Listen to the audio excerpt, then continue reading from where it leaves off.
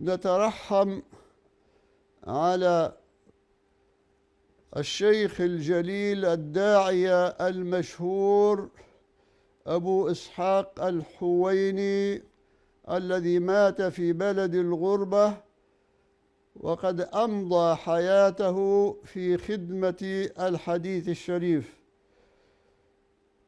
اللهم ارفع درجته في المهديين، واخلفه في عقبه في الغابرين، واغفر لنا وله يا رب العالمين، وافسح له في قبره ونوره عليه، وعوض المسلمين وأهله وذويه وطلاب العلم فيه خيرا، وإنا لله وإنا إليه راجعون.